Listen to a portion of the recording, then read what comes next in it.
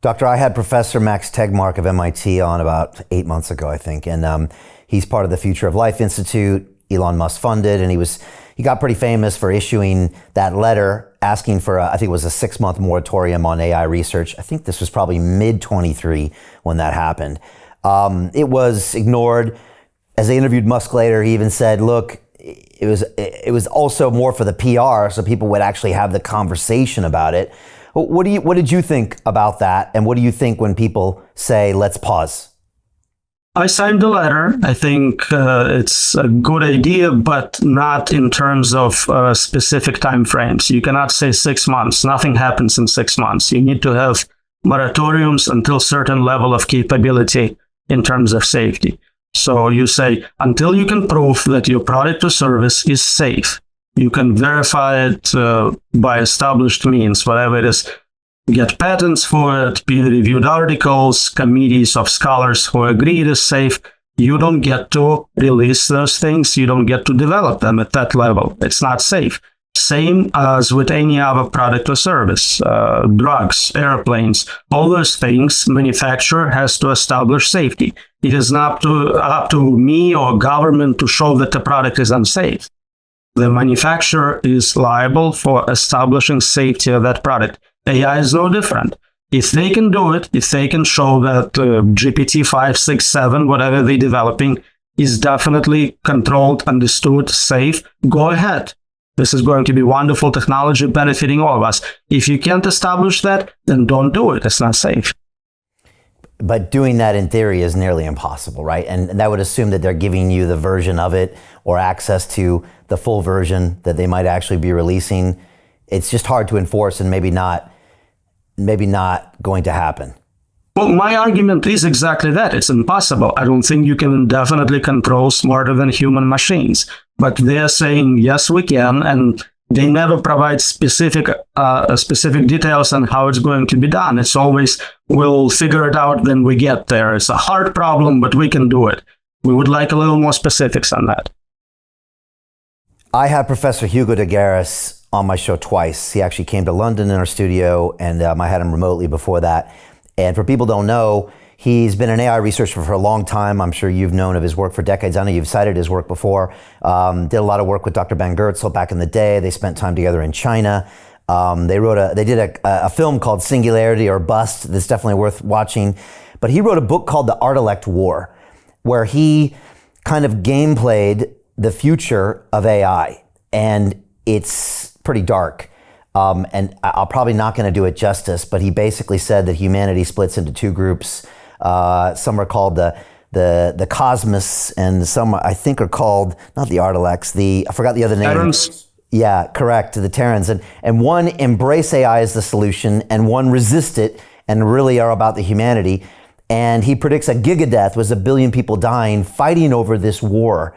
I know you know this book. How close to a future reality is that?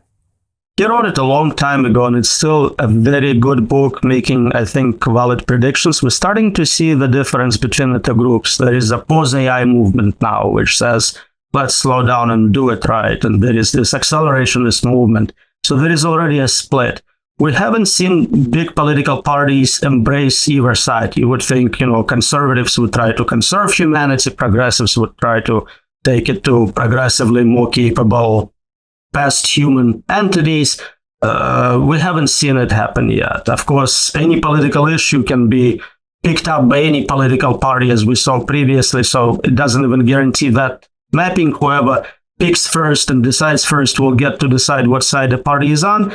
But I wouldn't be surprised if in later election cycles, this would become a much more important issue. Yeah, I was about to say, Doctor, do you think it hasn't been embraced by the parties because there hasn't been consequences yet?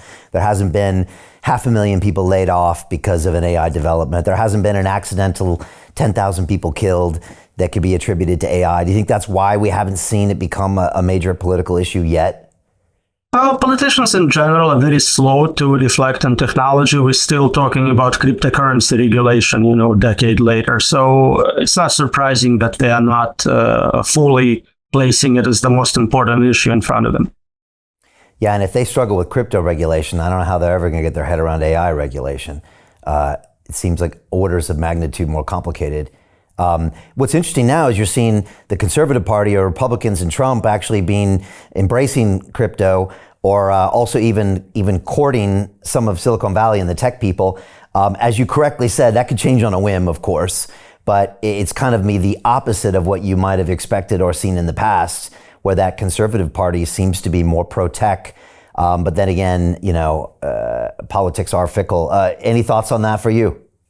So you would think that cryptocurrency being more libertarian-ish would be closer to Republicans, but as you said, it's completely arbitrary. There is this idea of orthogonality thesis. Any type of goals can be combined with any level of intelligence. I think there is something similar for political parties. Any party can be combined with any issue.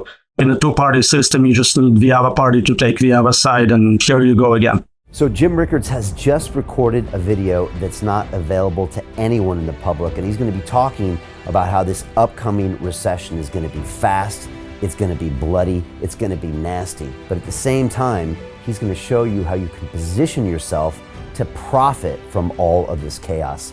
Now, we've made this video only available to our viewers. Go to londonreal.tv/Jim.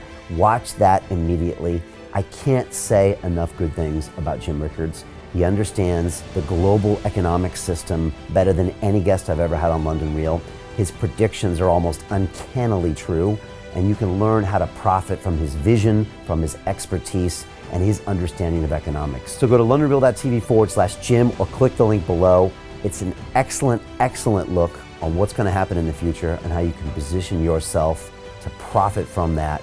Jim is one of the best in the business, one of my favorite guests on London Real, and he's very, very good at predicting the future and showing us all to profit from it. So click the link, and I hope you enjoy.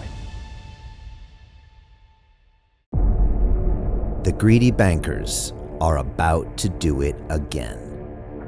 In 2008, they crashed our financial system and nearly bankrupted the entire global economy.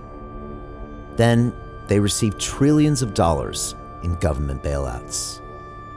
And after, they demanded fat bonuses paid for by you, the taxpayer. It turns out the banks haven't just been screwing the American taxpayers, they're also screwing over their investors. Turns out the banking industry is the worst place you could put your money, despite enormous taxpayer bailouts. Now the bankers are back to take away your financial freedom. They lie and tell you that cryptocurrency isn't safe. They try to make it illegal for you to choose how to invest your hard-earned money.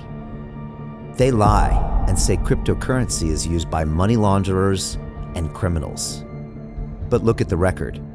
It's the banks themselves that launder hundreds of billions of dollars every year to the biggest criminal operations in the world.